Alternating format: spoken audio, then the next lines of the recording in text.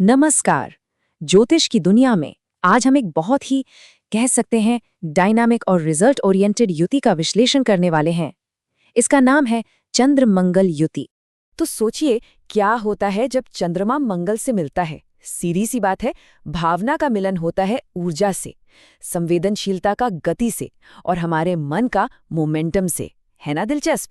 चलिए इसी संगम को और गहराई से समझते हैं। अच्छा, तो सवाल ये उठता है कि ये युति आखिर करती क्या है? क्या इससे धन मिलता है या फिर गुस्सा आता है या बिजनेस करने की समझ आती है? देखिए, जवाब इतना सीधा नहीं है। ये सब कुछ इस पर निर्भर करता है कि ग्रह कितने शक्तिशाली हैं, कहाँ बैठे हैं, किस भाव में है और दशा कौन सी चल रही है। तो आइए एक एक करके इन सब चीजों को समझते हैं। आज के इस चर्चा में हम एक एक कदम आगे बढ़ेंगे। सबसे पहले तो हम इन दोनों ग्रहों के मूल स्वभाव को समझेंगे, फिर देखेंगे कि जब ये दोनों मिलते हैं तो होता क्या है। इसके बाद हम कुंडली के अलग अलग घरों में इसके असर को जानेंगे, कुछ जरूरी ज्योतिषीय सूत्रों पर भी नजर डालेंगे और आखिर में एक बहुत ही महत्वपूर्ण नतीजे पर पहुंचेंगे। तो चलिए शुरू करते हैं। सबसे पहले समझते हैं इस कहानी के दो मुख्य किरदारों को, चंद्र और मंगल। देखिए, चंद्र क्या है? चंद्र है हमारा मन, हमारी भावनाएं। ये हमारी माँ का, हमारी पब्लिक इमेज का और किसी भी माहौल में खुद को ढाल लेने की हमारी जो काबिलियत होती है ना, उसका भी प्रतीक है। और स्वभाव से चंद्रमा बहुत ही चंचल और संवेदनशील होता है। और फिर इसके ठीक उलट है मंगल। मंगल यानी कि एनर्जी, हिम्मत और हाँ, थोड़ी आक्रामकता भी। ये वो ग्रह है जो हमें पहल करने की ताकत देता है। जमीन, जायदाद, यहाँ तक कि हमारे खून का भी प्रतीक मंगल ही है। मंगल का स्वभाव एकदम डिसाइसिव है, मतलब जो ठान लिया वो कर दिया। एकदम एक्शन वाला ग्रह है। अब अगर इस युति को एक तस्वीर में समझना हो तो बस इतनी कल्पना कीजिए कि एक बहुत ही नर्म, कोमल मन एक ताकतवर योद्धा के बिल्कुल पास बैठा हुआ है।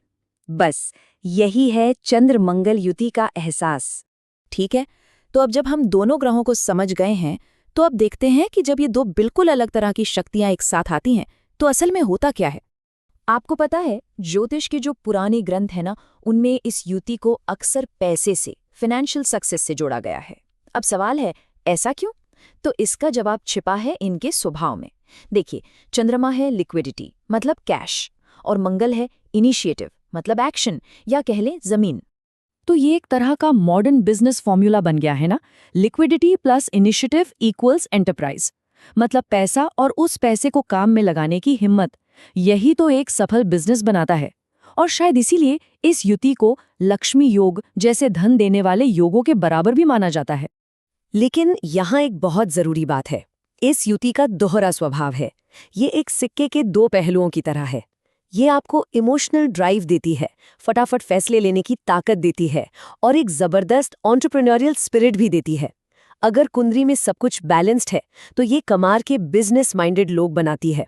पर अगर ये युति पीड़ित हो, मतलब किसी बुरे ग्रह के असर में हो, तो यही चीज इमोशनल अग्रेशन और जल्दबाजी में बदल जाती है। तो चलिए अब आगे बढ़ते हैं और ये देखते हैं कि ये जो पावरफुल कॉम्बिनेशन है, ये कुंडली के अलग अलग भावों में, मतलब लाइफ के डिफरेंट एरियाज में कैसे अलग अलग नतीजे देता है। कुछ मेन एग्जाम्पल्स देखते हैं।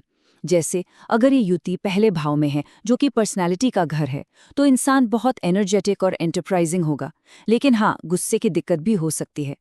चौथे घर में हो तो रियल एस्टेट में जबरदस्त सफलता मिल सकती है। सातवें घर में ये पैशनेट रिश्ते और सक्सेसफुल बिजनेस पार्टनरशिप्स दे सकती है। और 10वें घर में, जो कि करियर का घर है, वहाँ तो ये बिजनेस में सक्सेस और पब्लिक रिकॉग्निशन के लिए एक बहुत ही पावरफुल प्लेसमेंट मानी जाती है। अच्छा, अब आते हैं असली बात पर।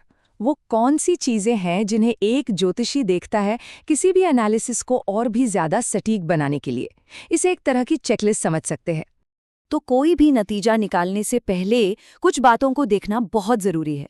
जैसे चंद्रमा कितना बलवान है, शुक्ल पक्ष का है या कृष्ण पक्ष का? मंगल की क्या स्थिति है, क्या वो मकर राशि में उच्च का है या कर्क में नीच का? दोनों ग्रहों के बीच डिग्रीज का फासला कितना है? याद रखिए, जितने पास होंगे असर उतना ही ज्यादा होगा। क्या उन पर बृहस्पति की शुभ दृष्टि है जो गुस्से को कम करती है, या फिर शनि या राहु देख रहे हैं जो मुश्किलें बढ़ाते हैं? और हाँ, इन सबके साथ साथ नवांश चार्ट और पूरी कुंडली की ओवरऑल थीम क्या है, ये देखना भी उतना ही जरूरी है।